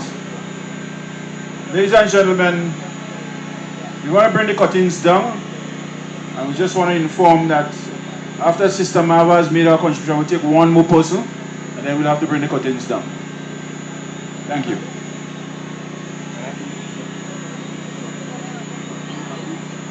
Good night, everyone. Protocol already established. My question is that to the Prime Minister. Is there any plans for the victory celebration? I hope I get it right. And two, I welcome the initiative of the old school, but I would like to know in the event of a hurricane, it will be space enough to accommodate people. Thank you. All right, thank you very much. I think very much so. We want to make sure that if we are building community centers, that we can build them as the contractor said, to the right standards, and that they can survive at least a category 3 hurricane. When they start getting to categories 4 and 5, there are probably very few things that can survive these. But we certainly want to get it built to a category 3 status, and we are building it in mind that it may have to be used as a hurricane shelter or any other disaster shelter. And so that's why we talked about storage. That's why we talked about kitchenette. That's why we talked about bathrooms, toilets, not just toilets, but actual bathrooms as well. And although the contractor hasn't spoken about it, one of the things obviously we'll be looking at is to ensure that the building is self-sufficient when it comes to water, so that we can do things like rainwater harvesting, making sure that we have tanks and so on, so that we can have the water. Even if we don't start that way, we certainly will also be looking to ensure that we can have things like renewable solar panels on the roof, so that we can have, if needs be, off-grid electricity in the event, again, we don't have main power. So those are all some of the things we want to be able to standardize as we go forward. I mean, we have to start first with the building, but as we go forward, we want to ensure that happens. Yes, there are a lot of plans to celebrate the first year anniversary of this administration. I will start with the day itself. On the 23rd of June, we will have a National Day of Prayer and a candlelight vigil culminating at the Lassages playing field. We're going to start around 5:30 and go to around 9:30 on the 23rd. So on the 23rd of June, a day of prayer culminating with a candlelight vigil at the Lassages playing field. On the 25th, which is a Sunday, we'll be having a fundraising activity at the National Stadium, a bingo, to raise funds and for us to socialize and have local acts, local entertainers perform, and generally have a celebratory mood. Prior to that, I will be having a national address, followed by a national address at the Trade Center on the 18th of June, I believe is the date. Don't hold me to that, it's either the 18th or the 19th. And then we will also be having a town hall meeting at the Grenville Secondary School. So we'll have the national address at the Grenada Trade Center, followed by a town hall the following day, and then I think a day or two after, the candlelight vigil at Lassages. That's the Friday. We take a break on the Saturday. We're hoping that by then on the Saturday we'll be in a position to hand over the Belial Community Center to the community. And then on the Sunday there's the bingo. Prior to that, the week before in St. John, there'll also be a party dance where members from organized by members from the north and western flank, again where people can get the opportunity to celebrate and make merry. So there's a series of activities. I think the public announcements, now that today is the 1st of June, the public announcements will be made as to what those activities are and how the public can partake and celebrate the 1 year anniversary of the party in government. So thank you very much for the question.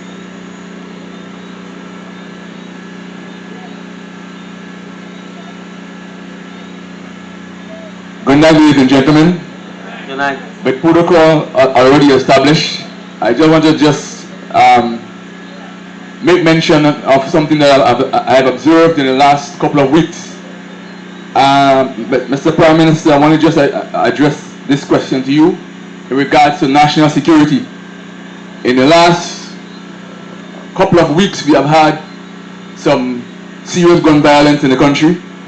Karikupi, Martinique, Guelph, and we had some serious occurrences of gun violence. So, as Minister of National Security, I want to hear what plans are in place or what strategies will be put in place in conjunction with the RGPF to deal with these elements that are bent on providing that sort of insecurity to our general public. So when we go out and we go different places, we want to have the assurance that we are safe. So that has been a major concern for me in the last couple of weeks. I've been hearing this on the news over and over. So I would like for the Prime Minister, as Minister of National Security, to give us some insights as to what he has planned to actually deal with this matter. All right, thank you very much for the... Here we hold on for 1 minute. If you can take the last question, we'll answer both questions when you come on. Okay. Good night, everyone. I stand on protocol already established. This question is for the ministers at the head table.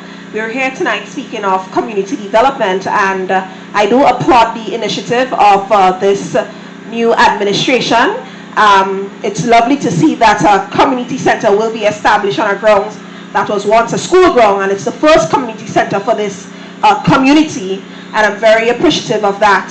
However, I would like to know, are there any plans to establish bus stops within the parish? And what are the plans to rectify the vendors at some of the bus stops within the parish? Because sometimes we go to wait for buses at certain stops, and it's now people's homes, it's now their vending stalls, and there are places where there are no bus stops, so you're sheltering under churches, somebody's house. If the rain starts to fall, by somebody's shop. If the shop closes, the children get wet and they have to go back home.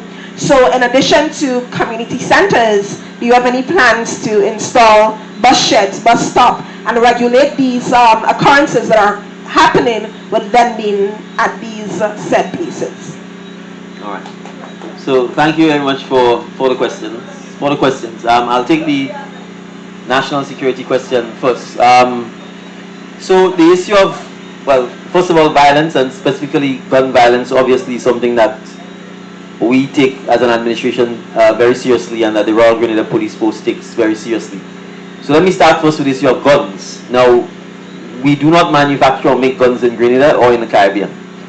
So the firearms come in principally from the United States. And it's an issue that we have been addressing at the CARICOM level with the United States to get the United States authorities to understand the seriousness that firearms pose to our way of life, to our safety, and to our livelihoods, and to get them to beef up their own external borders to make sure that these firearms do not leave the US. And invariably, the firearms trade is also linked to the drug trade.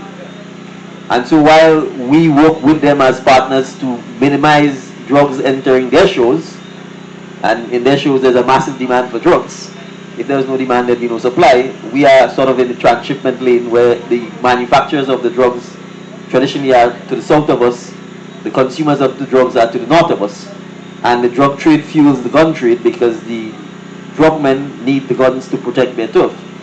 And so we end up in a situation where some of those firearms end up in the Caribbean and end up in Grenada. So it's one of the things we've been working with the US to address, is that their external borders, to make sure that they minimize the amount of small arms. Well, it used to be small arms, but it's no longer small arms because we know assault rifles and so on also finding their way in Grenada and within the region. So that's the first step. Second, in terms of our own borders, we also are going to beef up our own security, and we are seriously exploring, although it's costly, scanners that will allow us to scan all cargo entering Grenada. Because guns are being packaged in cereal boxes, they're being disassembled and packaged as toys. You'd be amazed at the creative ways in which guns are being disassembled and shipped in barrels and other boxes to get in so that they could then be reassembled in Grenada and in other islands throughout the region. And of course, therefore, ensuring that we can scan as almost all the cargo that enters our port, particularly cargo emanating from the US, is going to be critical, particularly at our seaports, which is where the bulk of the trade comes, in order to minimize the number of firearms that come into the country. The third aspect is that we have to, particularly for our young men, get them to appreciate that there is nothing sexy, attractive, or sustainable about firearms. The sole purpose of a gun is to kill. It was meant to kill. And therefore, having a firearm puts your life and the life of others at risk.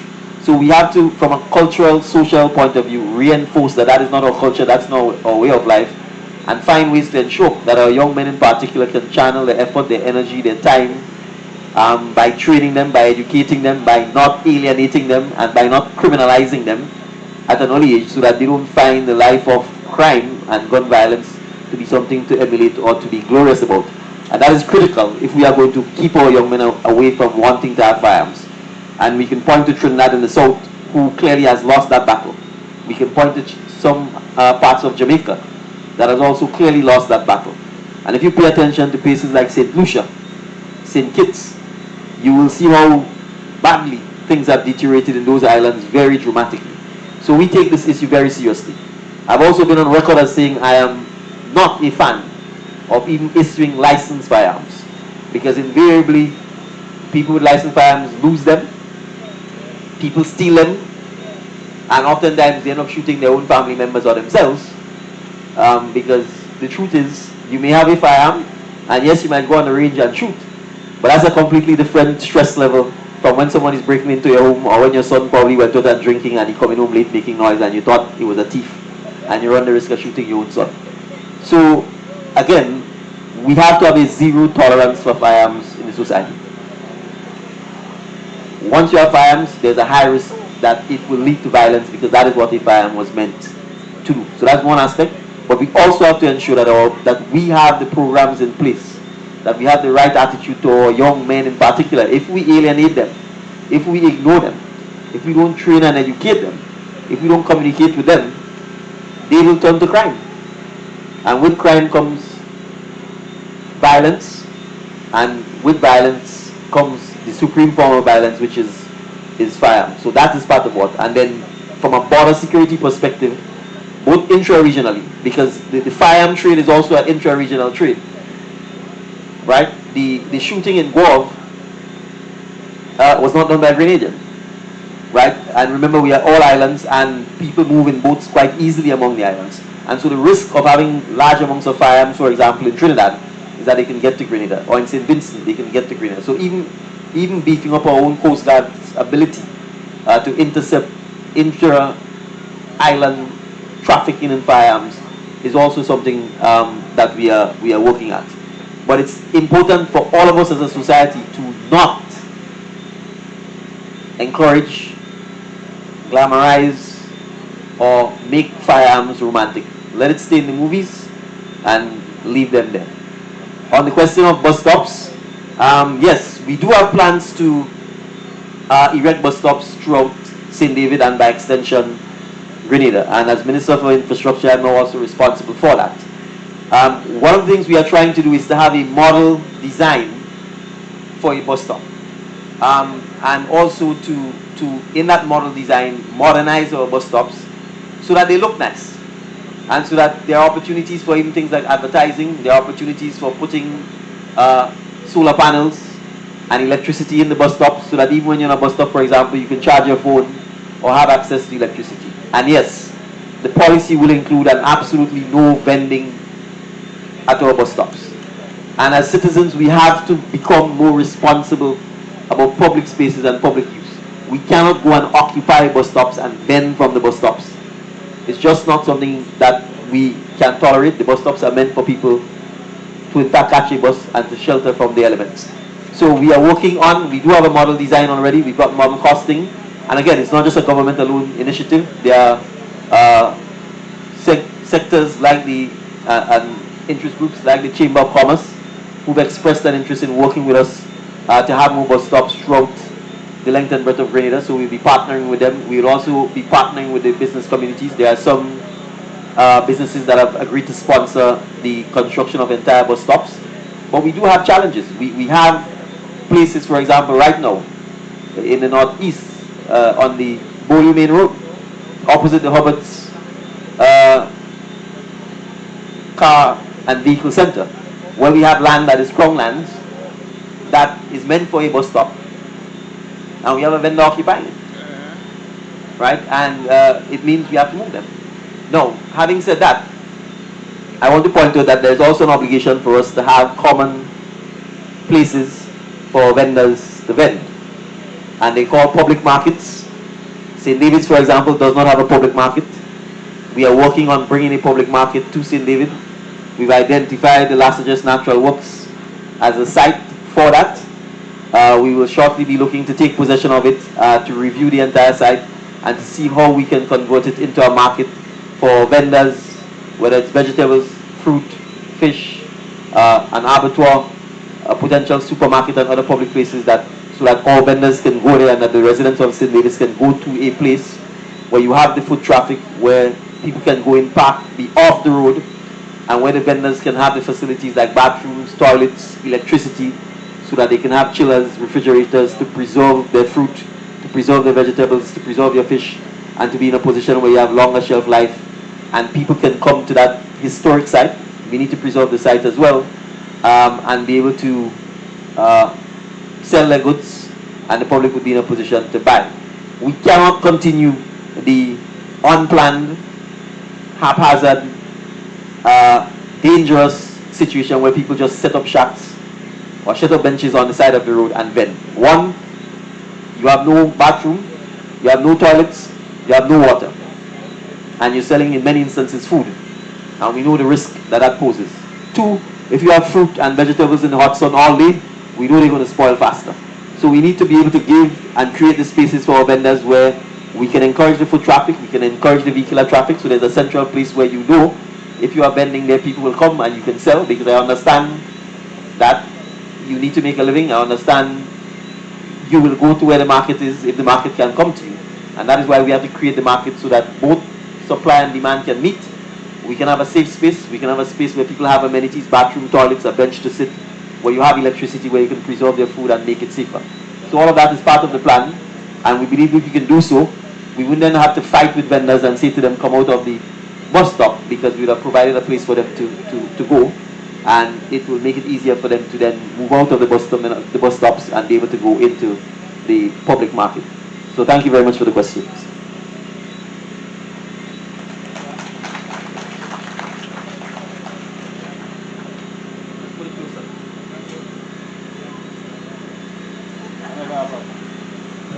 Hello? All right.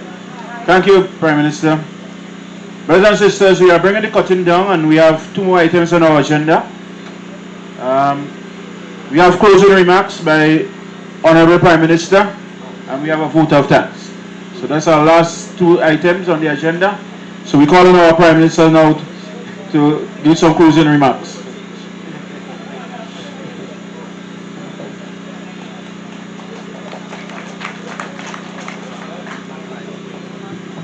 Thank you very much, Mr. Thomas. Well, my closing remarks is really a vote of thanks as well, to say thank you to the community of Vincennes for coming out. It's Thursday night, almost to the end of the 5-day working week. If your working week is 5 days, we appreciate that you have a working day tomorrow. And so I want to thank you for taking the time to come out, to engage, and to be part of this process. As I said at the beginning, this is our community, and we have to build it together. The contractor indicated that if we have serious persons who are looking for work, they will find work. But I also want to encourage volunteers, right? If we have volunteers, the work will go faster. We will be able to finish quicker, and we'll be able to build the community spirit. And that's, after all, what we're really trying to do. The building is symbolic of us building the community spirit. And as Mr. Thomas says, this is the 1st of June. I am embarking on walkabouts throughout many of the villages that I visited during the month of June last year while we were campaigning. And so for those of you who like to walk, and for those of you, because walking is good exercise, we're the only creature, I think, on the planet that has 2 legs and walks on 2 legs. And so we should make use of that. So those of you who like to walk, we will publish the schedule of other villages that we will be walking to, engaging and meeting with the communities. In some instances, we may have meetings like this. In some instances, there may not be meetings, but smaller gatherings. You are welcome to join us. It will be on different days during the week. But there's a lot of work to be done in our community, and we want to encourage you, with or without the government, to get up, to get involved, to make suggestions, and as I said, to take back our communities and to make them better for the next generation of students who we have at the St. Teresa's RC School and at our various primary schools throughout the length and breadth of Grenada. I'll just tell you about one initiative we're working on. A number of persons from the Vincennes, Windsor Forest and Laura area have approached us about commencing a cricket training academy at the Laura playing field. They are volunteering their time, effort and energy. In some instances, we have one person, Mr. Jeffrey Telesford, who's also putting his money where his mouth is. He's given a financial commitment for at least 2 years in the first instance to help pay coaches, to help maintain the Laura playing field so that we can build a cricket academy. We will be targeting the primary schools, and we're talking proper cricket here, not softball, cricket. There's a lot of money to be earned in cricket and the related professions, and St. David's at one time, and Vincennes in particular, at one time produced some of the greatest cricketers Grenada has ever seen. So we want to bring that back. We're going to be targeting the St. Teresa's RC, St. Dominic's RC School, Current Government School, and St. David's RC to bring the students to Laura for training. We are hoping to have a bus that can pick them up. So those of you who are grandparents or parents, please encourage the teachers, encourage the principals. We'll reach out to them so that we can start this program in the summer, which is coming up, because school will close in 1 month's time. And we want the young men and women, it will be both boys and girls, we want to give them something to do during the summer, and we're going to start there. We're hoping that we can then take this program to all of the primary schools in St. David's, which will then lead to a primary school competition amongst the children, and that could then feed the secondary schools and feed Brother Ray. I'm sure I saw Brother Ray somewhere, which will then feed Brother Ray's academy so that he can get the numbers so that we can start producing the cricketers to represent Grenada, the Windward Islands, the West Indies, and then they can play all the T20 cricket around the world and make a lot of money that Brother Ray didn't have an opportunity to make in his time. So I want to encourage you to support this initiative, even if it's just by coming out and watching the kids play or helping look after them, because obviously at the age we're targeting, we want adult supervision to be around and to help us out. So we're going to work on the initiative, and then we'll come back to the communities and announce them and ask for your support in doing so. So that's just one of the many things that we are working on. So thank you again. Thank you, Your Excellency, for spending the entire afternoon with us and for pledging your continued support and partnership on behalf of the people and government of the Republic of China to us. I look forward to a continued good working relationship. You say I'm very down to earth, but you're also very down to earth. I don't know that we've had many ambassadors in the past who would have walked as many of the villages in St. David's or in Grenada for that matter as you have. I'm sure by the time you finish, you will know all of St. David's, because since you said this is not the last, there are a lot of community centers to build. And so obviously we look forward to continuing receiving your support. So thank you to the MIT GIS team for all of the mobilization efforts. I believe we are streaming live for making this happen. MIT in particular, I guess you do appreciate it. It's not an 8 to 4, 9 to 5 job, a round the clock job. So thank you for the support. Other members of the media who are here, thank you again for the support. Have a wonderful night, and I look forward to continuing to serve the great people of Vincennes and the great people of St. David. Thank you very much.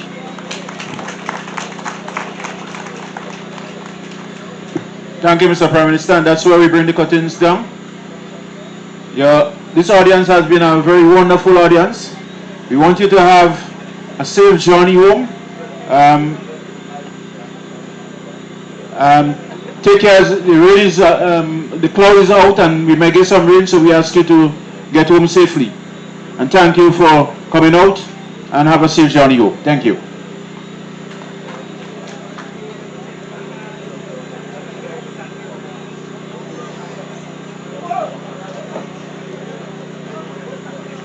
I think you just announced some refreshment, because